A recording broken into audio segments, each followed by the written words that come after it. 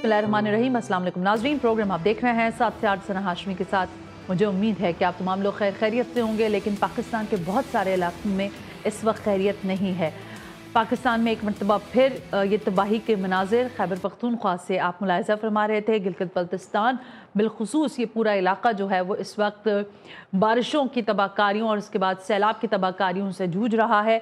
सूरत हाल बिल्कुल अच्छी नहीं है। जो ताज़ा तरीन अपडेट्स आ रही हैं वो बहुत ज़्यादा ख़तरनाक हैं। सैलाब के जद में आकर गांव के गांव मलिया मेट हो चुके हैं, तबाह हो चुके हैं। बुनेर से जो इतलात हैं, मैं खौफजदा हूँ पढ़ते हुए, लेकिन सिर्फ बुनेर के इलाके से 157 लोगों के जाम बहक होने की इतलात है, शहीद होने की इतलात है। गिलगित बल्तिस्तान के अंदर भी यही सूरत हाल है, बडग्राम में भी यही सूरत हाल है, बाजोड़, मानसहरा, ये पूरी पट्टी जो है इस वक्त बारिशों और सैलाब की तबाहकारियों के बाद तबाह हाल हो चुकी है।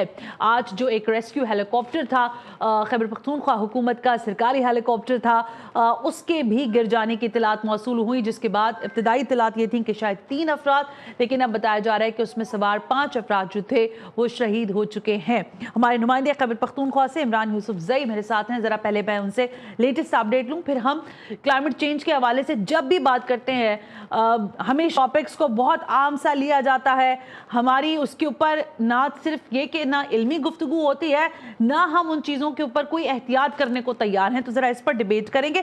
लेकिन इमरान यूसुफजई साहब, अस्सलाम वालेकुम, बहुत बहुत शुक्रिया। इमरान साहब, सूरत हाल तो बहुत ख़तरनाक हो गई है KPK के अंदर। ज़रा मुझे लेटेस्ट अपडेट कर दीजिएगा, बुनेर में क्या डेथ टोल आया है, और ओवरऑल जो KPK की पट्टी है, चाहे बडग्राम हो, मानसहरा हो, ऊपर जितना इलाका है हमारा, वहाँ पर क्या सिचुएशन है इस वक्त? जी भाई साहब, सनाशु बहुत शुक्रिया आपका। ये इलाकों में खासतौर पर जो पहाड़ी इलाके हैं, यहाँ पर सैलाब ने बहुत ज्यादा तबाही की है। और ये भी मैं आपको बताता चलूं कि अफसोसनाक पहलू इस बात का ये है कि अब चूंकि अंधेरा हो चुका है, शाम होने वाली है, शाम हो चुकी है, और मगरिब के यहाँ पर मजीद बहुत ज्यादा मुश्किलात होंगी रेस्क्यू ऑपरेशन में। तो अब जितनी भी डेथ टोल्स बताई जा रही है, इस वक्त तकरीबन 160 के करीब बताई गई हैं, लेकिन खदशा ये है अफसोसनाक सूरत हाल का कि इसमें बहुत ज्यादा इजाफे का भी इम्कान है। उसकी वजह यह है कि बहुत सारे इलाके ऐसे हैं कि जो अब तक इनएक्सेसिबल हैं, वहां पर जो है वो पहुंचना काफी ज्यादा मुश्किल है। और अंधेरा होने के बाद अब मजीद वहां पर रेस्क्यू की जो कार्रवाइयां हैं वो बहुत ज्यादा मुश्किल हो।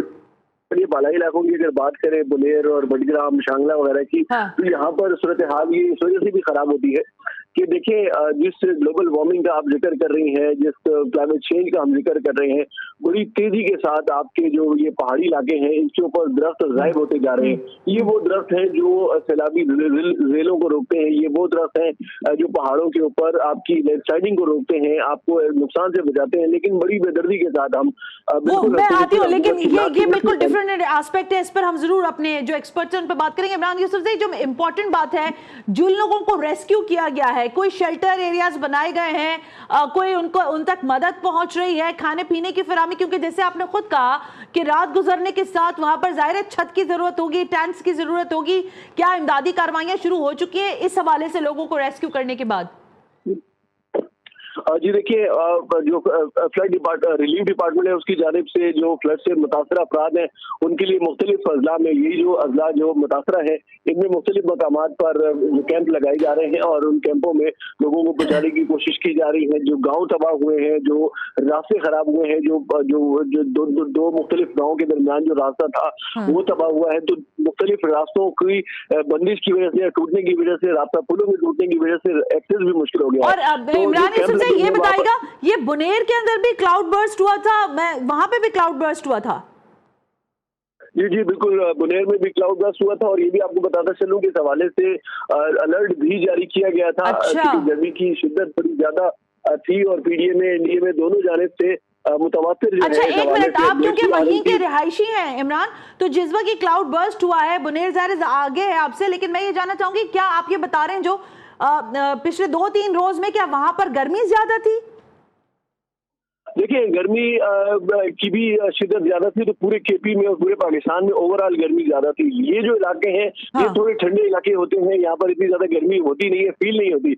लेकिन जाहिर सी बात है कि ओवरऑल आपके जो माहौल है उसमें टेम्परेचर बिल्कुल ठीक है। इमरान यूसुफजई, हम गाहे गाहे आपसे तफसीलात लेते रहेंगे। इंपॉर्टेंट बात कर रहे थे और ये मैंने जानबूझकर दोबारा उनसे सवाल किया कि क्या वहां पर गर्म मौसम था।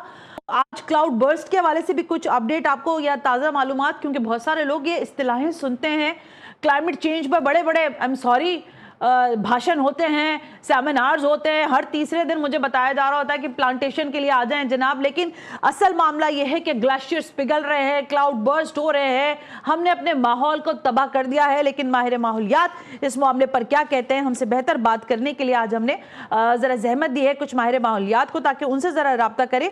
हमारे साथ आज इस वक्त स्टूडियो में तशरीफ़ फरमा है मसूद लोहार साहब। आप माहिर माहौलियात हैं sir, thank you very much कि आप तशरीफ़ लेकर आए।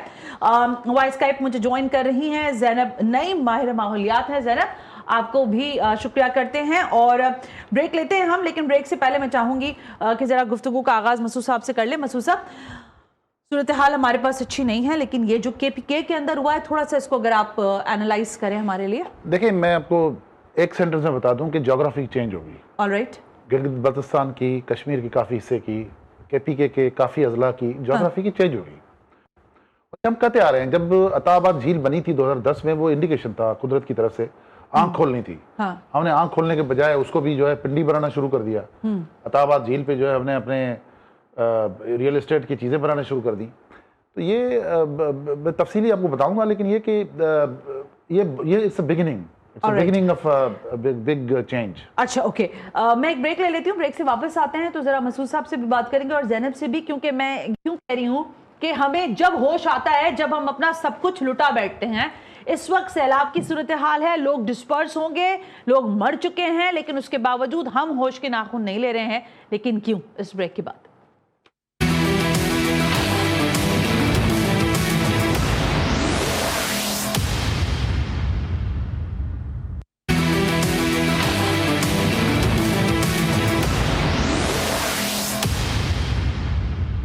वेलकम बैक नाज़रीन, हम ब्रेक पर थे और ये बात करना बहुत अहम है कि आज की ये जो सूरत हाल, ये मंजरनामा क्लाइमेट चेंज का अपने मुल्क में हम देख रहे हैं, जिसमें हमारे क्लाइमेट चेंज के अंदर कंट्रीब्यूशन ज़ीरो है, लेकिन उसकी तबाहकारियों के लिए हम पूरी तरह से हम ही तबाह हो रहे हैं। 2022 का भी देख लें, 2010 का सैलाब सिंध का देख लें, या फिर इस वक्त केपीके में जो सूरत हाल है।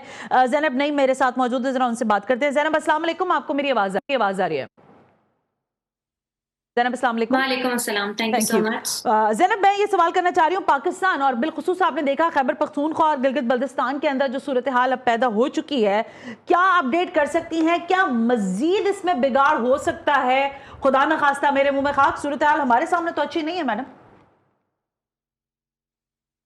जी बिल्कुल, सबसे पहली बात तो ये कि ये क्लाइमेट चेंज है, ये जो ग्लोबली क्लाइमेट चेंज से पूरी दुनिया है, Pakistan is one of the most vulnerable regions इस वक्त। और पिछले कुछ सालों में जो पाकिस्तान में जो टेम्परेचर है because of global climate change, वो 0.2 डिग्री से 0.4 डिग्री सेल्सियस तक बढ़ चुका है। इस साल अगर आप देखें तो ये गर्मियों में जो टेम्परेचर रिकॉर्ड हुआ है गिलगित बल्तिस्तान में, वो 7 से 9 डिग्री सेल्सियस ज्यादा रिकॉर्ड हुआ।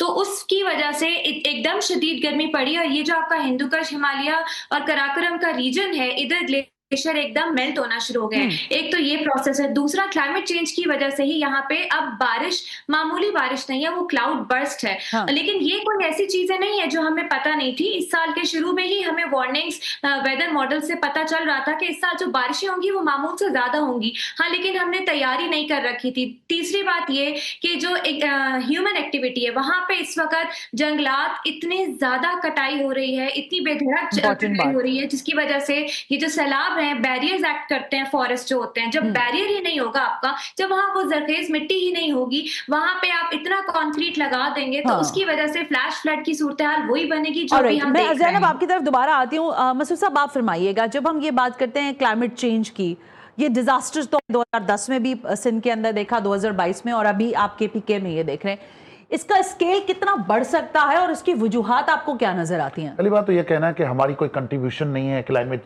चेंज में, हमने कोई इमिशन नहीं की, ये बहुत गलत बात है। अच्छा, हमने नहीं की, लेकिन हमने रियल एस्टेट के कॉन्टेक्स्ट में जो बेड़ा गर्क किया है हमारे मुल्क की, कंप्लीट कर दिया हर चीज को। तो वो इतना ज्यादा है कि वो तो इमिशन से भी ज्यादा उसका इम्पैक्ट है, क्योंकि तो आप फिजिकली आप बैरियर्स को कंट्रोल जो है रोक रहे हो आप। मैं आपको सिर्फ मिसाल देता हूं कि 2010 में जब अताबाद झील बनी थी, it's 124 kilometre large water body जो बनी थी जब हुंजा रिवर जो है वो बंद हो गई थी और ये बना था। उसी वक्त ये हमारे लिए साइन थी कि भाई जीबी की और नॉर्थ की ज्योग्राफी चेंज हो रही है because of climate change, because of our own approaches, जिसमें जैसे मैडम ने बताया कि जी हम मैसिव स्केल पे जो है हम पाइन्स के ट्रीज और बाकी जो है वो डिफॉरेस्ट कर रहे हैं, तो सॉइल इरोजन होगी। वहां तो हिल्स हैं और जो है वैलीज हैं और नाले हैं, बाकी तो कुछ और है नहीं। बिल्कुल ठीक है। तो ये जो है ये एक बिगिनिंग है ऑफ अ बिग ऑर्डर, जिसमें मेरे हिसाब से कि जीबी की काफी बड़े पैमाने पे ज्योग्राफी चेंज होगी। अच्छा, ये जो आप बार बार ज्योग्राफी चेंज की बात कर रहे हैं, इससे आपका क्या मतलब मुंह में? मतलब जब आपने सॉइल इरोजन हो रही है, क्योंकि आपके जो है वो ट्रीज खत्म हो रहे हैं, फॉरेस्ट खत्म हो रहे हैं, आपने वहां पर फिर उसके बाद आपके पास जो है वो आ रहे हैं क्लाउड बर्स्ट, फिर आपने दरियाओं के अंदर जो है वो घर बना लिए हैं, ठीक है, फिर उसके बाद आपके पास जो है, तो ज्योग्राफी कैसे चेंज हो रही है, आप इसको कैसे समझ रहे हैं? अताबाद झील क्या है? अताबाद झील was not there beside the Attabad झील, और उसके अलावा तो ये क्या है? देखें, जब आप गांव के गांव आपके स्वीप ऑफ हो जाएंगे और वहां पे इरोजन हो जाएगी, सॉइल आ जाएगी, मिट्टी आ जाएगी, तो ये ज्योग्राफी चेंज होगी ना। ज्योग्राफी चेंज में क्या बताऊंगा आपको, देखें, ठीक है, आपकी रोड रास्ते बंद हो जाएंगे। हाँ सही है, ठीक हो गया। मसूद साहब कह रहे हैं ज्योग्राफी चेंज हो जाएगी। ज़ैनब, क्या आप समझती हैं कि ये इतनी ही अहम बात, जब आप कह रही हैं कि हिद्दत बढ़ रही है, आपने जंगलात के कटने की बात की, मसूद साहब भी वही बात कर रहे हैं, क्या आपको लग रहा है कि ये सब कटाई होने के बाद या इस सूरत हाल से निपटने के लिए अगला स्टेप हमारा क्या होगा? सूरत हाल कैसे मजीद चेंज होती हुई आपको नजर आ रही है? देखिए, सबसे पहली बात तो ये कि आज से 20 साल पहले अगर जो लोग विजिट करते रहते हैं ये एरियाज और अभी जो विजिट कर रहे हैं वो देखें तो पहाड़ बिल्कुल गंजे हो चुके हैं, जंगलात हैं ही नहीं वहां पे। हाँ, और जो पुराने जंगल काट दिए, तो जाहिर है एक तो ये मसला है। दूसरा मसला ये है कि वहां पे आपको पता है नॉर्दर्न एरियाज में झीलें, आबशारें और दरिया ये बहुत ज्यादा है, तो हमने ना बिल्कुल हम समझते हैं दरिया के ऊपर होटल बना होगा तो टूरिस्ट ज्यादा आएंगे, हम उसको प्रमोट करते हैं। फिर सवात में देखें, सवात का मसला ऐसा है कि वहां वाटर टेबल ऑलरेडी बहुत ऊपर है, यानी जमीन जरा सी खुदाई करो और पानी निकल आता है, तो जरा सी भी बारिश हो वहां डेंजरस बन सकती है। तो वहां पे हमने बिल्कुल दरिया के रास्तों में एक दफा होटल बनाया, 2010 में तबाह हुआ, 22 में फिर वो होटल तबाह हुआ, और अब हम वो तबाह होके फिर हम बना लेंगे। अभी की खबर है 3 स्टोरी बिल्डिंग वहां डूब चुकी है सलाबी रेले में। बिल्कुल ऐसे। तो ये वाला जो मसला है ना, क्लाइमेट चेंज तो हो रहा है लेकिन हम अपनी तरफ से ऑलरेडी तबाही को जो है वो मजीद बढ़ा रहे हैं। तो अभी जो करने की जरूरत है इस वक्त, सबसे पहले फौरी तौर पे अर्ली वार्निंग सिस्टम्स वहां पे आवाम जो वहां मौजूद है, लोकल कम्युनिटीज, उनके साथ मिलके वहां पे लगाए जाएं, उनको शामिल करके लगाए जाए, क्योंकि वहां के लोगों को पता है कि सैलाबी रेले पहाड़ों से किस डायरेक्शन में नीचे आते हैं। दूसरी बात ये कि जी जो दरिया हैं उनके गिर्द जो है आप स्लोप स्टेबिलाईजेशन करें। स्लोप स्टेबिलाईजेशन क्या होती है? वहां पे दरख्त लगाएं स्लोप पे, ताकि जब ऊपर से सैलाबी रेले नीचे आए तो उनको कोई बैरियर मिले। वहां पे ज्यादा दरख्त लगाने की जरूरत है। तीसरी बात ये कि जब ये मौसम होता है मानसून का या फ्लडिंग का खदशा होता है तो वहां पे टूरिस्ट को कंट्रोल किया जाए। वार्निंग ऐसी हो कि जैसे हमें मोबाइल पे मिल जाते हैं, अलर्ट आ जाते हैं, इसी तरह से गवर्नमेंट की तरफ से वार्निंग्स इशू हो कि यहाँ जाने से, सफर करने से गुरेज करें, यहाँ फ्लैश फ्लड्स। मैं ज़ैनब आती हूँ दोबारा आपकी तरफ, ये एक इस्तिलाह इस्तेमाल होती है। ज़ैनब मैं आती हूँ, एक इस्तिलाह इस्तेमाल होती है, मसूद साहब मे बी मैं उसकी प्रोनाउंसिएशन गलत करूँ, अल नेनो और ला नेना, ये क्या है?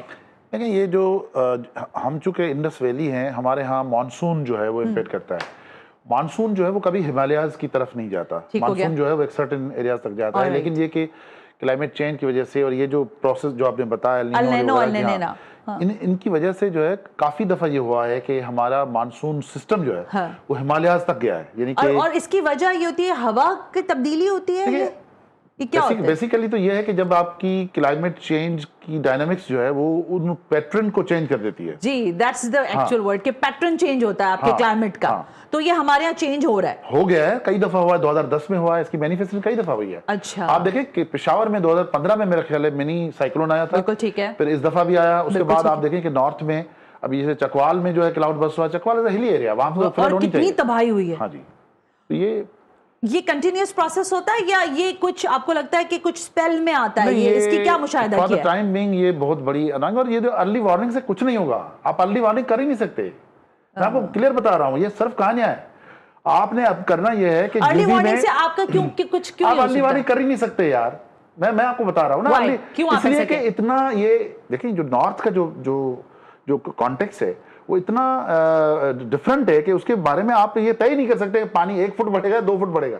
दूसरी चीज ये कि जो क्लाउड बर्स्ट है ये हिली एरिया, प्लेन्स नहीं है। इसका एक ही हल है, जीबी को भी और केपी को ये देखना पड़ेगा कि वल्नरेबिलिटी असेसमेंट करें, वल्नरेबिलिटी असेसमेंट करें, और जो वल्नरेबल एरियाज हैं जहां पे हाउस जो घर हैं या गांव हैं उनको वहां से उठा दें, कर दें, बिल्कुल उठा दें, क्योंकि इसके गांव के गांव तबाह हो जाएंगे। कितने मैनेज करेंगे आप? हाँ, देख जो गांव में नशेबी इलाके हैं जो पानी की तरफ, जिनकी तरफ पानी नशेबी भी नहीं भी हो, आप भले हिल्स के जो है फुट हिल्स में हो, हाँ। लेकिन ये कि जो अब स्लाइड्स आएंगी, जब पानी आएगा, यही बात ये प्लेन थोड़ी है कि आप नशेबी इलाका ताल्लुक ही नहीं है।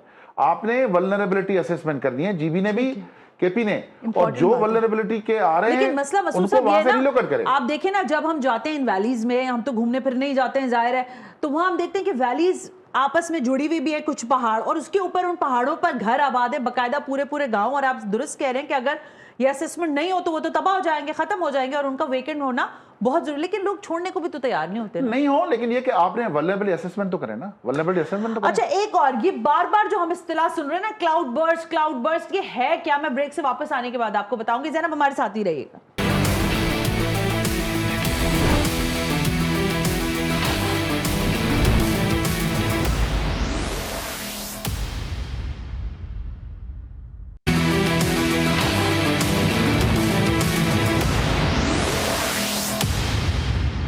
वेलकम बैक नाज़रीन, हम ब्रेक पर थे। गुफ्तगू हो रही है कि ये जो सूरत हाल KPK में हमने देखी है, माहौलियाती तब्दीली के बाद जो तबाही के मनाजिर हैं, क्लाउड बर्स्ट हुआ, बारिशें आई, बारिशों से सैलाब आया। अभी आप देख रहे थे प्राइम मिनिस्टर को भी ब्रीफिंग दी जा रही थी NDMA की जानिब से कि किस तरह की सूरत हाल से नब्ज़ आजमा हुआ जा रहा है।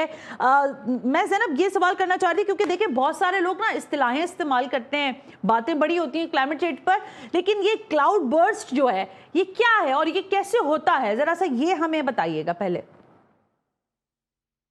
देखिए, इसमें भी मुख्तलिफ वजूहात हैं। अगर मैं मिसाल दूं कि जब मानसून का सीजन शुरू होने वाला होता है पाकिस्तान में, बे ऑफ बंगाल से सीजन शुरू होता है, ठीक है।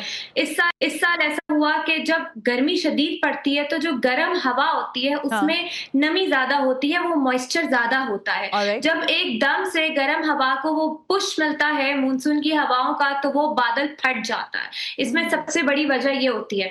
आम बारिश से ये इसलिए डिफरेंट होता है, इस साल हमें पता है कि मानसून का सीजन बहुत जल्दी शुरू हो गया, क्योंकि बे ऑफ बंगाल से नमी से भरी हुई जो एयर है वो एकदम यहाँ पे ट्रांसफर हुई। जब हम नॉर्थ क्लाउड बर्स्ट की बात करते हैं तो वहां पे भी एक तो हमें पता है नॉर्थ में टेम्परेचर जरा कम होता है, ठंडा होता है, लेकिन मैंने आपको बताया 7 से 9 डिग्री का फर्क पड़ा दिन और रात दोनों के टेम्परेचर में। तो जब गर्म हवा मिलती है, एकदम ठंडी हवा से उसका टकराव होता है, तो ये क्लाउड बर्स्ट जैसा फिनोमेना होता है। यानी आप समझे, आपने एक थैले में पानी भरा हुआ है और एक बोतल में सुराख करके पानी भरा है, उससे पानी कतरा कतरा निकलेगा, लेकिन थैला फटेगा तो एकदम से बारिश तेज होती है, जिसको मैं एक चीज़ आपसे पूछना चाहती हूँ मसूद साहब, आप यहाँ अर्बन प्लांटेशन और मैंग्रोव्स के हवाले से बड़ा काम कर रहे हैं, आपकी काविशों को हम सराहते भी हैं, लेकिन सर ये प्लांटेशन वाला जो मामला है ये थोड़ी सी, आई एम सॉरी, इसकी साइंस मुझे समझ नहीं आती। अगर खुदा ना खास्ता कराची में फॉर एग्जांपल ये क्लाउड बर्स्ट होता है, कैसे प्रिडिक्ट करते हैं आप, क्या सिचुएशन हो सकती है? हमने KPK, आप कह रहे हैं ना अर्ली वार्निंग कुछ नहीं बिगाड़ सकती, शायद आप इसलिए कह रहे होंगे क्योंकि वहाँ स्मॉल वैलीज हैं, माउंटेन्स हैं, रिवर्स हैं, तो उसमें लोग ज़ाहिर रुके हुए हैं। What about Karachi, if it's a possibility कि यहाँ खुदा ना खास्ता ऐसा होता है? यहाँ पे होती है 174 से लेके 200 मिलीमीटर बारिश होती है over the period of 1 year. Jakarta में, मुंबई में और काफ़ी शहरों में 2000 मिलीमीटर होती है, वहाँ कोई रेन इमरजेंसी नहीं होती। यहाँ पे 174 पे भी हम जो है सियासत करते हैं, यहाँ पे ख्वार होते हैं, उसके बावजूद कि हमारे यहाँ 2 दरिया हैं, मलीर और लियारी। ठीक हो गया, तो यहाँ तो डूबने का तो सवाल ही नहीं पैदा होता। अब आ जाए क्लाउड बर्स्ट पे। क्लाउड बर्स्ट अगर यहाँ हो जाता है, अल्लाह माफ़ करे, तो वो तो आप मैनेज नहीं कर सकते। मतलब नहीं, आप नहीं कर सकते मैनेज। क्या कहना मतलब it will be total disaster. Vanished नहीं, वैनिश ये कि आप फॉर एग्जांपल काफ़ी एरियाज आपके ऐसे हो जाए, पॉश एरियाज जो है वहां पे आपके छतों तक पानी आ जाएगा, आप क्या लेकिन करेंगे? जैसे आपकी डिफेंस वाला पूरा एरिया है, डिफेंस, क्लिफ्टन, कोरंगी, फिर आप और ये जो नदी के करीब, जैसे आप मलीर का भी आपने तस्करा किया, देखिए आपकी दोनों रिवर्स की इस्चुअरीज नहीं है, दोनों रिवर्स की डेल्टाएं नहीं है। आपकी दो क्रीक सी, एक क्रीक आपकी हाउसिंग कॉलोनी है, दूसरी क्रीक जो आपकी कोरंगी है उसकी सारी सब क्रीक्स के ऊपर आपका कब्जा है। आप कैसे मैनेज करेंगे? 200 मिलीमीटर को तो छोड़ दें, 200 मिलीमीटर भी एक दफा अगर हो जाए, फॉर एग्जांपल एक ही, मुझे याद है 2007 या 8 की जो बारिशें हुई थी, आपको याद है कराची शहर में जो बारिशें, पूरा शहर डूब गया था। तो 2020 में नहीं, वो अभी ये तो अभी आप रिसेंट बता, मैं 2007 और 8 की, जिसमें बिल बोर्ड उड़ गए थे, पूरी शहर तालाब बन गया था।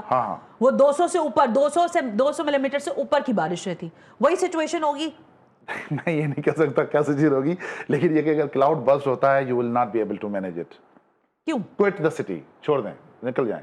कहाँ जाएंगे भाई? मैं जो मुझे ये बताएं अभी आप, नहीं, एक मिनट, क्विट द सिटी का क्या मतलब? देखिए मैं आपको बात बताऊं, देखिए मैं बात करूंगा सीधी, मैं किसी को करने के लिए करता ही नहीं हूं। नहीं, आप मुझे बताएं कि एनडीएमए के अभी अब सुन रहे हैं ना कि जनाब वो ब्रीफिंग दे रहे हैं प्राइम मिनिस्टर साहब को कि क्या हुआ है। भाई ये तो डिप्टी कमिश्नर दे सकता है, ये तो जीटीवी का नुमाइंदा दे सकता है, एनडीएमए का ये काम है ब्रीफिंग तो प्राइम मिनिस्टर को हुआ क्या? मुझे ये बताएं ना, आपने कहा कि शहर छोड़ दें, फॉर एग्जांपल कराची में हो रहा है, इसका क्या मतलब? इसलिए कि आपके पास मैकेनिज्म नहीं है मैनेज करने का। अगर कोई ये कह रहा है, एनडीएमए से लेके पीडीएमए से लेके कोई भी ये कह रहा है कि उनके पास है, तो झूठ बोल रहे हैं। तो क्यों आप नहीं इसलिए कि अहलियत ही नहीं है। एनडीएमए का हाल देखें ना आप, अगर मैं ये बात करूं कि केपीके हुकूमत, देखें आप, हेलीकॉप्टर गया, वो मिस हो गया वहां पर, आप क्या कर सकते हैं? ये अल्लाह के 3 हथियार हैं जिसका कुरान में भी तस्करा है, आग, पानी और हवा। अल्लाह ताला, इनसे तो कोई नहीं लड़ सकता ना, इंसान के बस में तो ये है ही नहीं ना। पानी अपना तेजी से रास्ता बनाता है, आग खुदा ना खास्ता कहीं लग जाए। आपने देखा है कैलिफोर्निया के जंगलात, ऑस्ट्रेलिया पूरा तबाह बर्बाद हो गया। आजकल तो खैर लंदन में भी कुछ हालात बुरे हैं। तो क्लाइमेट चेंज का असर जो है, आपको क्या लगता है? कोई विजन होना चाहिए, कोई पॉलिसी होनी चाहिए? क्योंकि दुनिया तो बैठकर इस पर बात करें, इसमें आप भी सियासत कर रहे हैं। आई एम सॉरी मसूद साहब, मेरी तो क्या सियासत बेकार नहीं, आप भी एक ही चीज को कॉर्नर करने की कोशिश करें। I am just asking the solution, what can happen and how we can prevent that. देखें, हम वो बात करेंगे जो बात पब्लिक से रिलेटेड है। हाँ, प्लीज बताइए। मैं आपसे बताऊं कि अगर इस में पानी भरा हुआ है, इसमें मुझे पता है कि ये पानी भरा हुआ है, अगर मैं और पानी डालूंगा तो क्या होगा? पानी उबलेगा, बाहर निकलेगा। आपने पूरे, अगर कराची की बात कर रहे हैं, आपने पूरे कराची का जो एब्जॉर्प्शन कैपेसिटी है वो मुकम्मल बंद कर दी है। आपकी ओबायो लेगून ऑक्यूपाइड है, आपकी नैनार लेगून ऑक्यूपाइड है, आपकी दोनों दरिया बेसिकली छोटी सी नालियां बन गई हैं जिसमें गंदा पानी बहता है। उसकी कोई एस्च्यूरी नहीं है, उसकी कोई डेल्टा नहीं है। तो आप क्या समझते हैं कि आपके यहाँ आउटलेट होगा पानी के निकलने का? आपने क्रीक्स बंद कर दिए हैं, आप सब क्रीक्स बंद कर दिए हैं। ये पॉइंट। दूसरी बात ये कि आपके इदारों के अंदर अहलियत ही नहीं है कि वो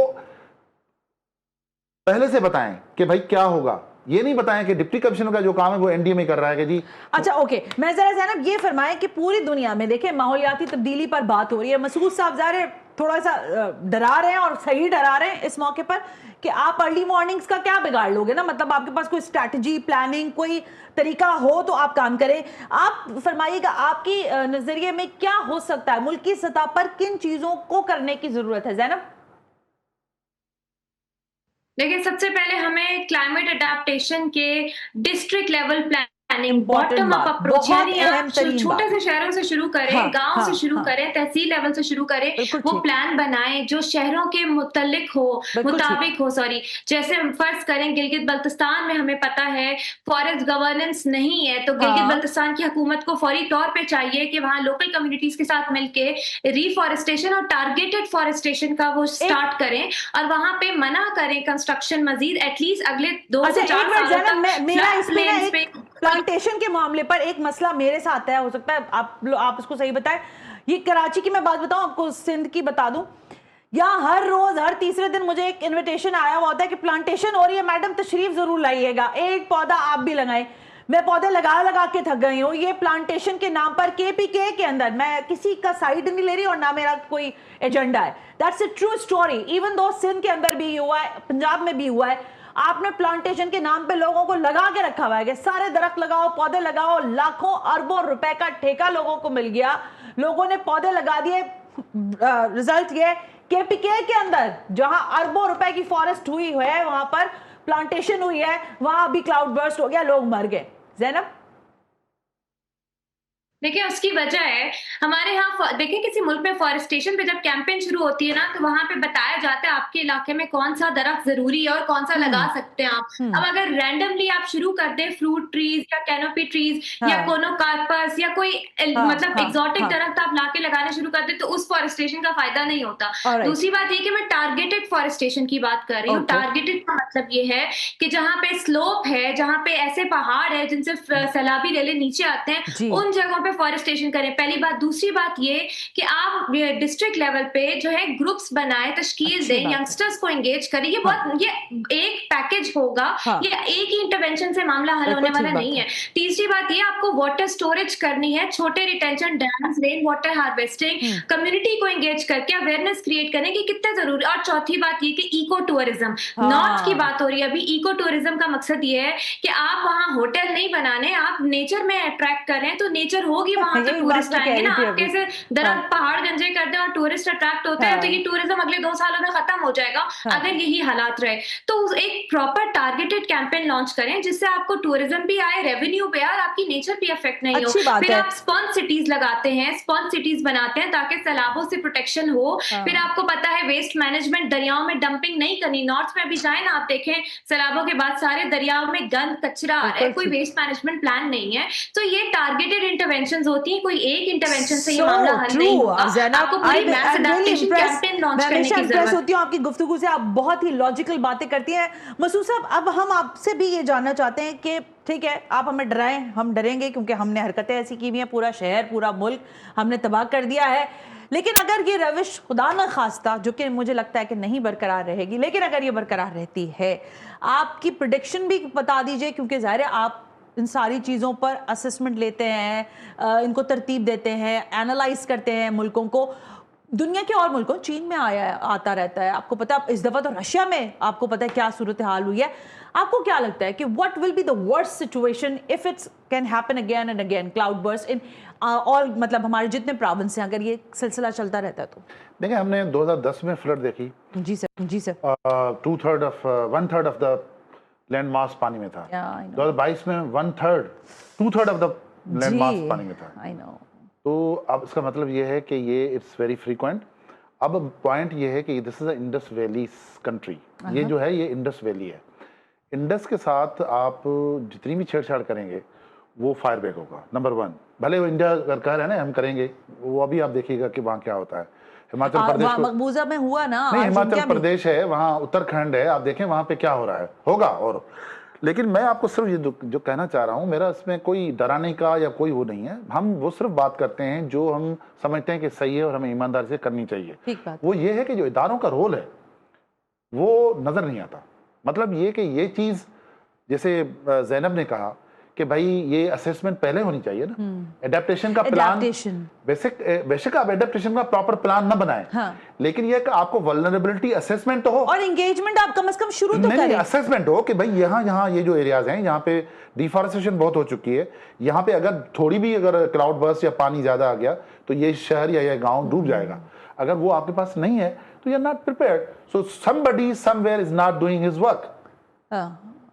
मैं अगर एनडीएमए पे तनकीद कर रहा हूं तो ये मैं कोई नेगेटिवली नहीं कर रहा। मैं तो तनकीद की इसलिए कर रही हूं क्योंकि हम तो बड़ी इस्लाही बातें कर रहे हैं और आपने सही, मैं कह रही हूं आपकी बात, तनकीद इस हद तक जरूर जायज है कि हमें बहरहाल सोचना चाहिए। लेकिन ज़ैनब, मैं आपकी तरफ दोबारा आना चाहूंगी कि यही सवाल जो मसूद साहब से कर रही थी। देखो, हमारी आदतें नहीं बदलेंगी ये हमें पता है, और हम अपने हालात भी नहीं बदलना चाहते इन अदर वे। दुनिया को तो बता रहे चीजों का, लेकिन बहरहाल हमें अपने घर का पता है। लेकिन अगर ये पाकिस्तान रविश इख्तियार रखता है, खुदा ना खास्ता, क्या वर्स्ट आप देख रही हैं? देखिए, ग्लोबल क्लाइमेट चेंज की अगर मैं बात करूं, आई एम सॉरी, मैं फिर डराऊंगी ही, तो हालात इससे बदतर होंगे। मैंने आपको बताया कि ये क्लाइमेट इमरजेंसी की सिचुएशन है, ये खित्तों के खित्ते तबाह कर देगी, तो उसके लिए इस वक्त एक्ट करना बहुत जरूरी है। और तीसरी बात जो मैं सबसे ज्यादा अहमियत जिसको मैं देती हूँ, आपकी इकोनॉमिक डेवलपमेंट इस वक्त डिपेंड कर रही है क्लाइमेट एक्शन पे। अगर आपने क्लाइमेट एक्शन ले लिया तो इकोनॉमिकली आप स्ट्रांग हो सकते हैं। अगर आपकी डेवलपमेंट प्रायोरिटीज इन्वायरमेंट के साथ अलाइन नहीं होंगी तो कोई फायदा नहीं है। तीसरी बात ये कि आपको इस वक्त खित्ते में ज्यादा डिप्लोमेसी करनी है क्लाइमेट चेंज के लिए, क्लाइमेट एक्शन के लिए। प्रायोरिटाइज करें कहां पे जरूरत है पैसे की, कहां पे नहीं है। डोमेस्टिक क्लाइमेट फाइनेंस को एस्टैब्लिश करें, फंड एस्टैब्लिश करें जो कि पाकिस्तान क्लाइमेट चेंज एक्ट में ज़ैनब, बताया हुआ है। अभी सॉरी, तक- I am short of time, लेकिन मुझे बहुत अच्छा लगा आपसे गुफ्तगू करके और आपने अटेंड किया। Thank you so much Masood sahab, आपका भी बेहद शुक्रिया कि आप तशरीफ लेकर आए। हकीकत हाल तो ये है जो मसूद साहब और ज़ैनब कह रहे हैं कि अगर हमने हालात अपने लिए खुद बेहतर नहीं किए, चाहे वो अर्ली वार्निंग के हवाले से हो या इकोसिस्टम को बेहतर करने की बात हो, एडेप्टेशन की बात हो, माहौल के, जब तक ये चीज़ें हम खुद से बेहतर करने की काविश नहीं करेंगे, एंगेजमेंट नहीं करेंगे, सही बात बताएंगे नहीं लोगों को, तो शायद हालात हमारे मुवाफिक ना रहें और फिर ये मौसम भी हमारे मुवाफिक ना रहे। मैं हमेशा कहती हूँ, बस सदियों से सुनते आ रहे हैं कि कौन सी फसलें किस सीजन में लगनी है। दुनिया तब्दील हो रही है, आपका क्लाइमेट तब्दील हो रहा है, लेकिन आपने फसलें उसी महीनों में लगानी है। एग्रीकल्चर का डिपार्टमेंट आपने तबाह किया हुआ है, बाकी और डिपार्टमेंट्स आपने तबाह किए हैं, लेकिन इस वक्त जो KPK की तबाही है, ये हम सब के लिए एक और वार्निंग है कि अगर अब भी हमने अपने हालात बेहतर नहीं किए तो खुदा न खास्ता किसी और शहर, किसी और सूबे का भी ये हाल हो सकता है। सो बहरहाल अल्लाह ताला सबको अपनी हिफ्ज़-ओ-अमान में रखे। प्रोग्राम का फीडबैक जरूर दीजिएगा। सना हाशमी को इजाज़त दीजिए। अल्लाह हाफिज़।